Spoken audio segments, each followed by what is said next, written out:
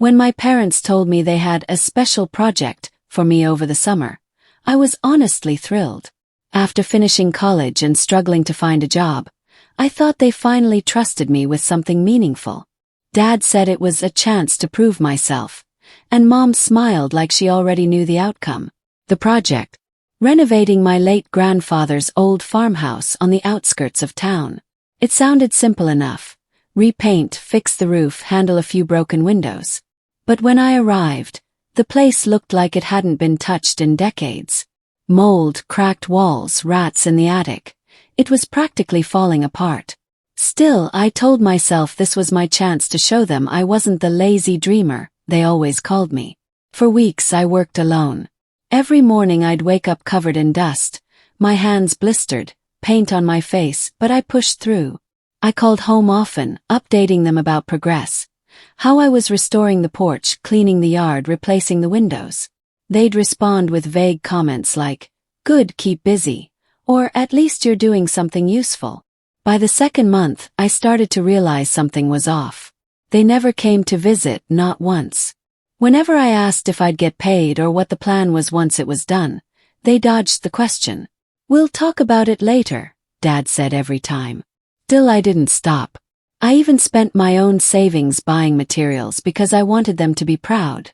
The farmhouse started to come alive again. Bright, solid, warm. I imagined my family walking in and finally saying, "You did it. We were wrong about you." But the day I finished and drove back home, something inside me felt uneasy. Mom greeted me like I'd just gone for groceries. No excitement, no acknowledgement. Then, as I showed them photos of the renovated house, Dad chuckled and said, "Good job. We just wanted to keep you busy. Your uncle's moving in next week." Froze. My uncle, the one who hadn't lifted a finger his whole life. That's when it hit me. I hadn't been trusted or given responsibility. I'd been used. I sat there in disbelief, staring at my dad as he scrolled through the pictures I'd just shown him. Pictures of every wall I had fixed, every corner I had scrubbed, every window I had replaced with my own money. Mom just smiled faintly and said, "You've always been restless. This kept you occupied." Occupied. That word echoed in my head like an insult. 3 months of sweat, blisters, back pain, sleepless nights, all reduced to keeping me busy. I tried to laugh it off at first. Maybe they were joking, right? Maybe they had something planned, like a surprise thank you, or at least some acknowledgement. But when I asked what she meant, Mom didn't even blink. "You didn't have anything else going on," she said. "It's better you did something useful than sit around." That broke something inside me. I walked out of the house, sat in my car, and just stared at the steering wheel. My hands were shaking. Every memory from the last few years started flashing in my head. The way they ignored me when my startup failed. The way they compared me to my sister who landed a corporate job in another city. The way they always treated me like a burden instead of a son. All I ever wanted was a chance to prove myself. Instead, they handed me a broom and treated it like therapy. That night, I drove back to the farmhouse. I sat on the porch I rebuilt and looked around. The place was quiet, calm, and mine. At least it felt that way. Every nail, every coat of paint, every beam was something I had fixed. I felt proud of that, even if they didn't. I decided to stay there for a few days just to clear my head. But on the second morning, I noticed a moving truck pulling up. My uncle stepped out, waving like he owned the place. "Hey, thanks for getting this all ready," he said. I stared at him. "You're moving in already?" "Yeah," he said, patting my shoulder. "Your parents said you'd cleaned it up perfectly. They said I could move in right away." I didn't say a word. I just got in my car and left. But halfway down the road I stopped. Something inside me refused to let them take everything from me again. So I turned around.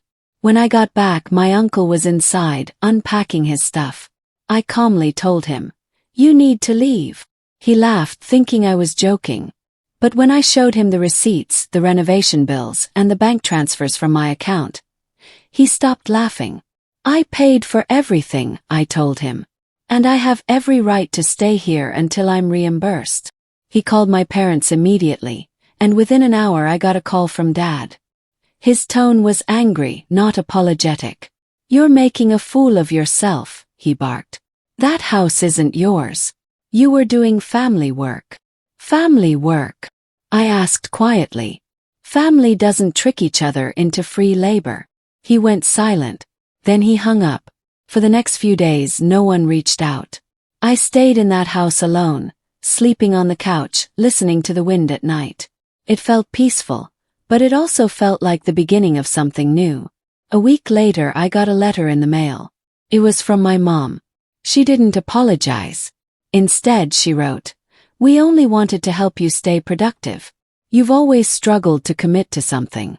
Be grateful you saw this project through." That was it. No thanks, no warmth. Just another lecture disguised as concern. I folded the letter, placed it in a drawer, and made a decision. If they only saw me as someone who needed to be kept busy, then I'd show them what happens when I'm truly focused. Not for them, but for myself. I applied for a small business grant the following month. I used photos of the renovated farmhouse as my portfolio. Within 6 weeks, I got funding to start my own renovation business. By the end of the year, I had 3 clients, a small crew, and more work than I could handle. Word spread fast. People loved the honesty and detail in my projects. Each house I restored felt like another step away from the version of me my parents had created, the version that waited for approval. Months later, I got a call from my mom. Her voice was calm this time. "We saw your feature in the paper," she said. "Looks like you're doing well." Smiled. "Yeah," I replied. Kept myself busy. There was silence on the line, the kind that holds both pride and regret. For the first time in years, I didn't feel angry. I just felt free. Months later, I stood in front of that same farmhouse, now fully mine. The once forgotten place was thriving just like me. My parents came by one day, unannounced. They looked around in awe, then at me, as if seeing me for the first time. My dad mumbled, "You really did all this?" And for once, there was no mockery in his voice. He nodded. "Yeah. Guess keeping busy worked out." They left quietly, realizing too late that the son they dismissed had built something real, something theirs had never been. Earned, respected, and entirely his own. I didn't need their validation anymore. I'd built my own peace.